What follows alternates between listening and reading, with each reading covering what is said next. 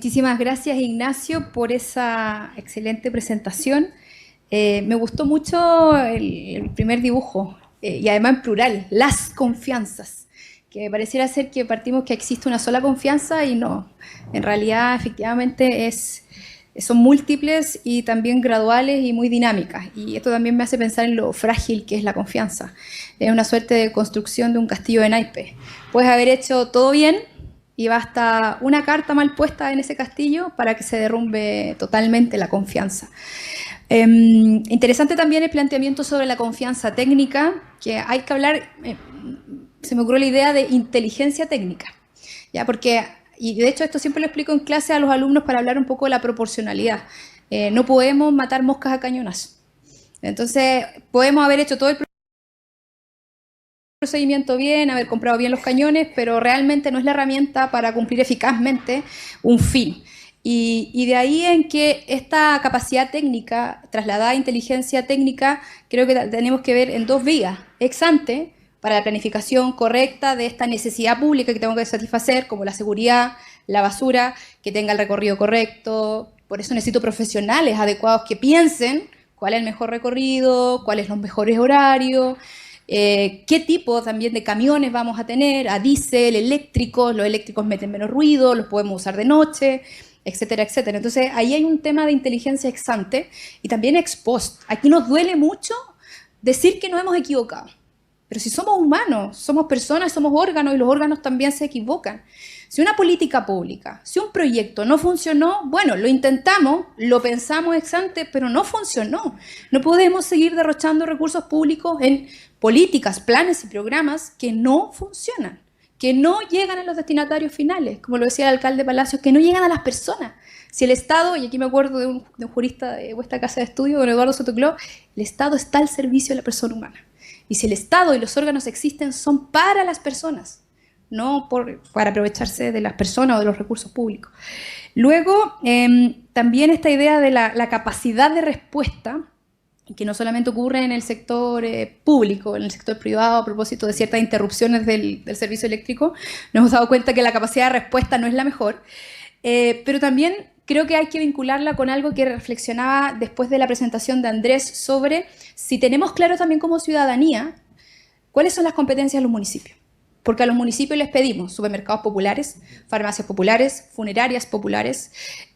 Bueno, también les pedimos que nos apoyen con el gas, que está muy caro. O sea, a ver, que esas no son competencias de la municipalidad. Entonces a veces los alcaldes, por hacérselas de superhéroe, e intentar llegar a satisfacer a ese ciudadano, terminamos pasándonos un poco a algunos pueblos. Entonces yo creo que ahí también hay que hacer un trabajo de poder transmitirle a la ciudadanía cuáles son las competencias de las municipalidades, que son vastas, son abrumadoras. Y de hecho yo que llevo años estudiando en las municipalidades no tengo un listado total de las competencias. Y cada vez las leyes además le van sumando más competencias. Y lo curioso es que le suman más competencias, pero no más recursos. Entonces, bueno, ahí véasela usted. Y además también pone en entredicho esto la necesidad de una coordinación, que esto ya es como el cuento, la cantaleta de siempre, es que las municipalidades no logran coordinarse o los órganos no logran coordinarse con las municipalidades. No creo que sea una responsabilidad de las municipalidades, es una responsabilidad compartida, la famosa coordinación, que ahora en las leyes nuevas, la ley de permisos, se habla de cooperación, bueno, es lo mismo, es con otro término como para decir, mira, ahora sí, ahora venimos con algo nuevo que va a funcionar.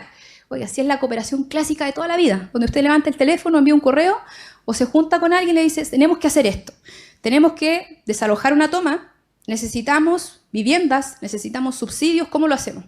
Ya, el alcalde, de hecho, los que están al día de las noticias en la Florida, que se están desalojando una toma que requiere de la coordinación de muchos actores, no solo el municipio. Entonces uno ve a la ciudadanía diciéndoles que el alcalde no me da vivienda. Oiga, es que el alcalde no le tiene que dar vivienda. Esa no es su competencia. Él lo puede ayudar, lo puede poner en contacto con, pero no le va a dar la vivienda. Bueno, luego de esas reflexiones, nos quedan unos minutos para poder abrir espacio a debate. Si tienen alguna duda, alguna reflexión, o idealmente pregunta, que por favor levanten la mano, se identifiquen e indiquen a quién va dirigida la pregunta. Por favor. Si quieres, ven por el micrófono.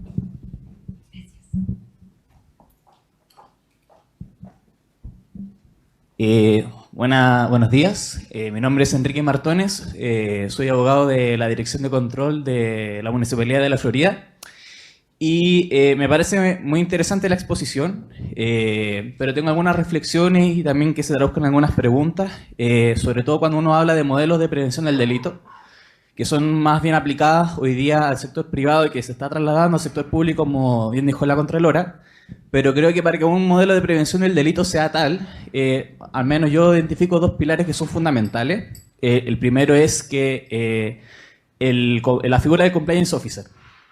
Entonces ahí va mi primera pregunta, es ¿qué opinan ustedes sobre la estructura y las funciones municipales para sostener un compliance officer que dentro de las cosas que tiene que tener una independencia fundamental, ¿no? Tiene que tener independencia respecto de, en el caso del privado del gerente, en el caso de las municipalidades del alcalde, tiene que tener los recursos necesarios y ahí viene también cómo se protege, por ejemplo, este tipo de unidades, porque si bien el puesto de director de control se concursa, etcétera, finalmente hay muchos medios que dependen de la discrecionalidad del alcalde. A diferencia, por ejemplo, de los juzgados de policía local, que tienen una dependencia más fuerte de la Corte de Apelaciones, ¿no? La Dirección de Control tiene una dependencia técnica con la Contraloría. Entonces, ¿qué opinan de esa fortaleza normativa de funciones de protección a este tipo de unidades? Y ese es un pilar, pero y también el segundo pilar, y ahí también tiene que ver con lo que tú decías sobre se piden muchas cosas, pero no hay recursos para ello, porque el segundo pilar es la regulación o el control externo, ¿no? Que los modelos de prevención sean revisados periódicamente por una entidad externa, y eso necesariamente implica recursos que gastar. Y ahí también de nuevo pensamos en las municipalidades más pequeñas, que no tienen recursos, que con suerte tienen, a veces la dirección de control es el puro director. Entonces, ¿cómo nosotros vamos a fomentar un modelo de prevención que realmente funcione con los recursos que tenemos? Y también, redondeando un poco la idea anterior, es sobre las delimitaciones que tiene la función de control interno en las municipalidades. Si es que ustedes encuentran que está suficientemente delimitada, si es que es muy amplia o muy vaga. Esas son ya mis preguntas. Muchísimas gracias, Enrique. Tenemos espacio para una pregunta más. No se peleen. ¿Alguien más que quiera hacer alguna consulta a los expositores? Bueno, creo que... ya, perdón. Sí. Muy buenos días. Dani Sepúlveda, División Jurídica de la Contraloría. Complementando un poco la consulta que formulaba el colega, quería mencionar lo siguiente, que yo estoy recién entrando un poco al estudio del compliance, pero tengo la impresión de que hablar de compliance tiene como la vocación de la formación de una nueva disciplina, prácticamente dentro del ámbito de lo público y lo privado. En ese contexto, la figura del control interno aparece como distinta de la figura del oficial de cumplimiento, como dos funciones distintas que no se van de la mano. O sea, el director de control no podría a su vez ser el oficial de cumplimiento, porque requiere, por cierto, una completa y total autonomía del oficial de cumplimiento y reportar a la alta dirección del servicio o la entidad para que su labor de análisis de riesgo y determinación de las fórmulas de cumplimiento normativo sean efectivas. Mi pregunta en el fondo es, desde esa lógica o aceptando ese criterio, ¿qué perspectivas tenemos de una real aplicación de esa visión en el ámbito de lo público? Muchísimas gracias, Dani. Bueno, voy a introducir la cuchara. Yo creo que hay que aprovechar la capacidad instalada. Pero bueno, ya dejo a los expositores contestar ambas preguntas.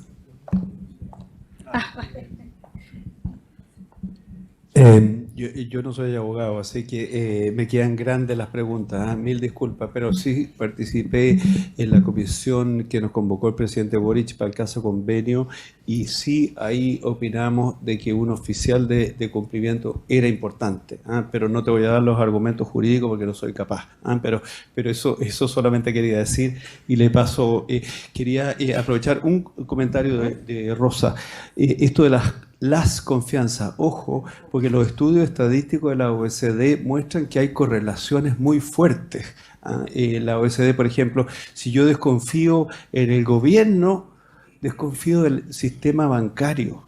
¡Wow! No tiene nada que ver.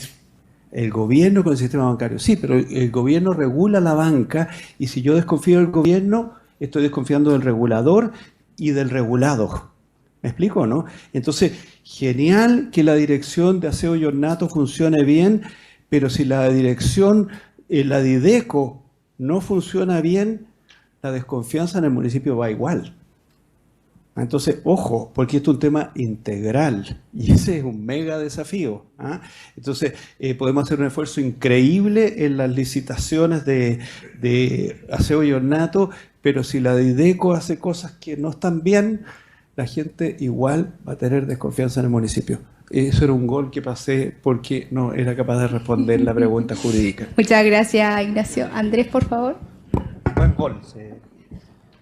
Mira, yo reflexionaba un poco con la pregunta del abogado de la Florida, que más que normativo a propósito del saber o no saber para responder esta pregunta, creo que hay un tema cultural que sobrepasar absolutamente.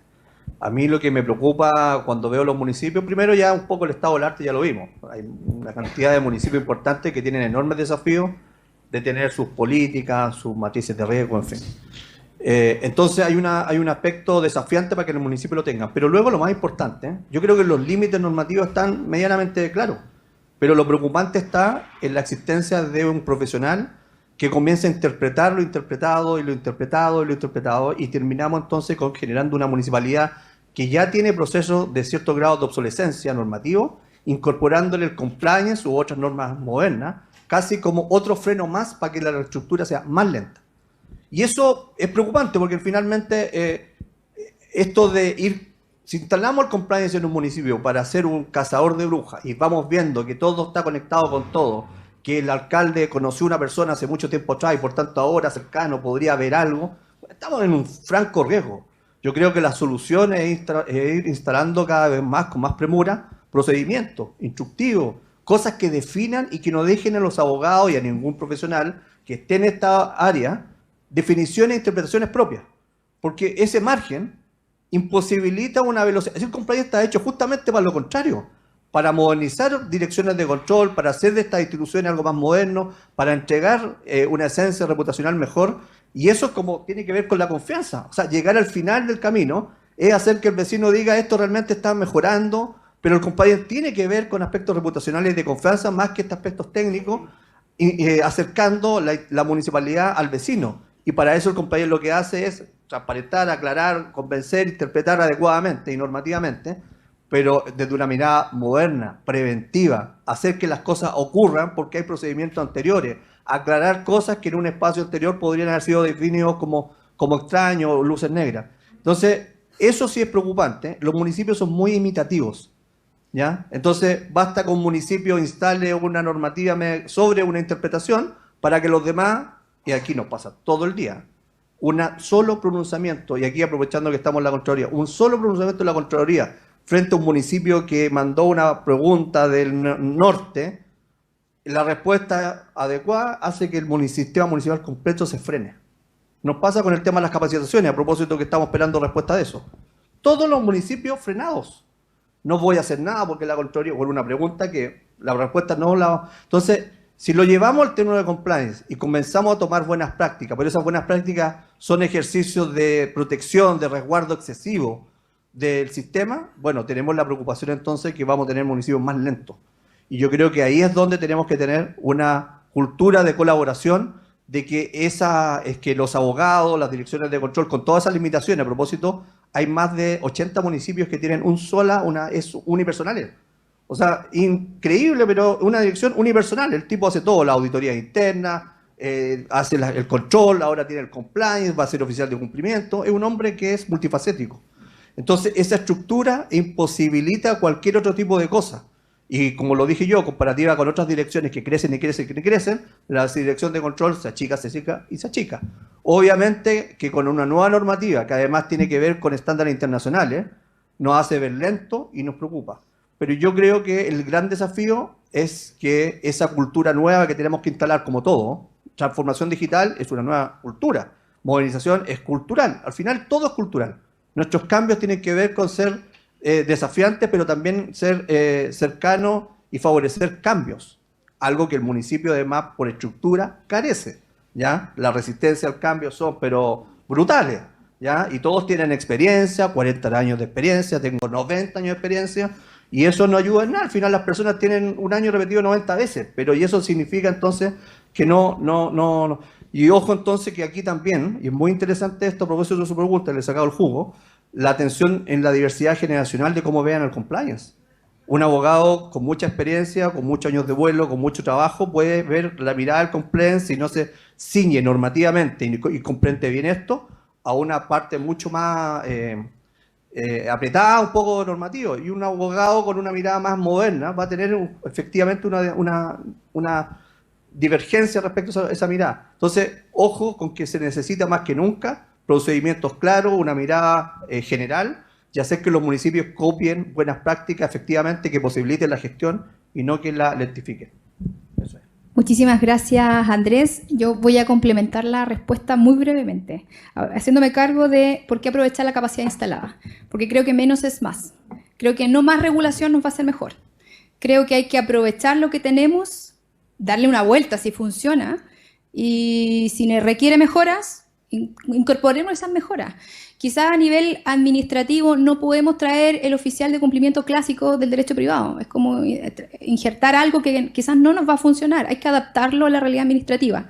Y si ya tenemos una unidad de control que tiene poderes más o menos similares, veamos si nos resulta un ajuste a esa unidad y fortalecer las funciones para lograr este cometido. Muchas de las últimas leyes, la ley de ciberseguridad, la de agencia de protección de datos, es que vamos a crear un oficial para que esté en el servicio. Yo digo, vale, vamos a crearlo, pero hay que capacitar a esa persona, hay que ver si el servicio usted le va a dar más dinero presupuestario año a año para que esa persona esté allí cumpliendo su función. Y al final del día, estas ideas tan legislativas se dibujan en la práctica porque no hay una verdadera respuesta, no hay una... Es como si el legislador a veces legislara a ciegas, sin considerar la realidad. Yo creo que ese es un gran problema. Y parte también de lo que tú decías, si la Contraloría emite un pronunciamiento, se produce un efecto dominó. Vale decir, todas las municipalidades o se pliegan al criterio o tienen miedo de actuar. Y creo que lo peor que puede hacer un órgano es congelarse frente a la actuación. O sea, creo que no hay más desastre para el ciudadano que la no respuesta. O sea, hace el 2023, más de 20 años atrás, estábamos hablando de una ley de base que nos venía a solucionar la vida con plazos, con silencio. Ahora estamos dando gloria a una ley de permisos, que es como un déjà vu. Tengo de nuevo el déjà vu de que si una ley de permisos realmente va a lograr agilizar el desarrollo económico. Y lo digo a propósito de los directores de obras municipales, que muchas veces con los criterios de Contraloría lo que hace es que se congelan y no entregan los permisos. Prefieren que la Seremi lo haga. Y la Seremi ahora, además se va a reformar la ley, que la respuesta de la Seremi va a ser el silencio negativo. O sea, no sé si es la mejor respuesta.